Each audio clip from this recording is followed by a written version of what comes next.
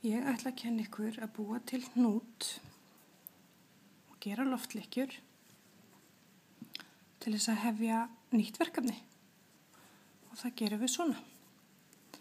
Tökum endan og leggjum hann yfir bandið. Svo tökum við í lykkjuna sjálfa og leggjum hana hérna yfir. Þetta var kötturinn minn. Svo tökum við bandið.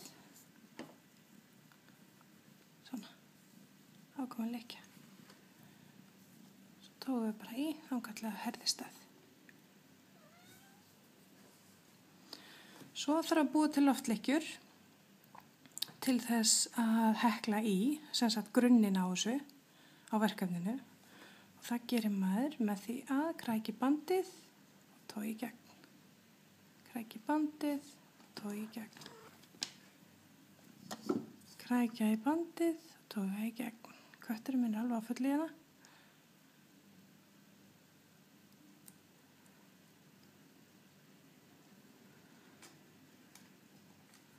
Svona lítið þá lykkjurnar út.